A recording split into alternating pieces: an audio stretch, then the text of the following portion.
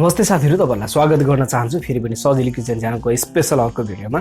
आज चाहिँ हामी बन्दा र केरो राखेर मिठो चट्ट परेको अमिलो पिरो अचार बनाउने छौं। चुक अमिलो राखेर बनाउँदाखेरिमा अचार एकदमै खाऊ जस्तो पनि नहुने कुरा पनि भएन। यही रेसिपी आज तपाईहरुको बीचमा शेयर गर्दै छु। तपाईहरु पहिलोचोटी च्यानलमा नयाँ हुनुहुन्छ भने च्यानललाई सब्स्क्राइब पनि गर्नुहोस्। जसको लागि चाहिँ बनाउनलाई मैले बन्दा आधा लिएको छु। यसलाई चाहिँ मैले यस्तो तरिकाले काट्न खोजिरहेको छु। धेरै मसिनो मैले गरिरहेको छैन, हुन त आफ्नो साइजमा यो बन्दालाई काट्न सकिन्छ। र यतिको काटेर तयार गरेपछि मैले हरियो खुर्सानीलाई पनि यसरी काटेको छु। यो चाहिँ एक रात पहिले नै भिजाएर राखेको हरियो केराउ हो। त्यसपछि चाहिँ एउटा भाँडामा यो काटेको बन्दालाई राखिदिने र यसरी अब यो बन्दालाई राखिसकेपछि माथिबाट हरियो केराउलाई पनि राखिदिने। अब अलिकति प्याजलाई पनि यसरी काटेर राखिदिने। थोरै हरियो खुर्सानी पनि राख्ने, पिरो थपघट गर्न सकिन्छ। र अलिकति बोइल गरेको आलु पनि राखेँ र यसमा तिलको धुलोलाई राखिदिएको छु। अब यसमा अलिकति स्वाद अनुसारको नुनलाई पनि राख्ने,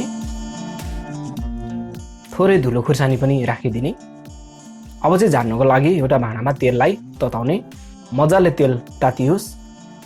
मेथीको दानालाई राखिदिने। मेथी हल्का रातो हुन थालेपछि यो लसुनको टुक्रालाई मैले राखेको छु। सुकेको खुर्सानी पनि राखिदिए, अलिकति बेसारलाई पनि राखेँ। अब यसलाई बीचमा यसरी चलाउने। अब चाट मसला अघिको ठाउँमा राखिदिने। अब माथिबाट झानिदिने, अलिकति चुक अमिलो पनि राख्ने। अब धनियाको पातलाई पनि राखिदिने। र यतिको भएपछि अब सबै सामग्रीहरूलाई यसरी मोल्नुपर्छ। अचार भनेपछि त हामीलाई खाऊ पक्कै पनि जुनै समयमा पनि लागि नै हाल्छ। त्यसमध्ये पनि सजिलोसँग छिट्टो बन्ने यो काँचो प्रकारको केराउ र बन्दाको अचार अति नै स्वादिलो पनि हुन्छ। आजको रेसिपी तपाईहरुलाई कस्तो लागिरहेको छ कमेन्ट गरेर मलाई सल्लाह सुझाव र प्रतिक्रिया दिनुहोस्। र यसरी चाहिँ मैले अचारलाई सर्भ गरिसकेको छु। हेर्दै खाऊ लाग्ने यो अचार आजको तपाईहरुलाई कस्तो लाग्यो? यदि मन पर्यो भने चाहिँ भिडियोलाई लाइक शेयर, च्यानललाई सब्स्क्राइब गर्नु भएको छैन भने सब्स्क्राइब पनि गर्नुहोस्।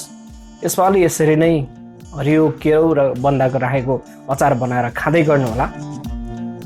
पक्कै पनि आजको रेसिपी मन पर्यो भने तपाईहरुले सब्स्क्राइब गर्नुहोस् र अर्को नयाँ रेसिपी फेरि पनि तपाईहरुको बीचमा लिएर आउनेछु। तबसम्मको लागि नमस्ते।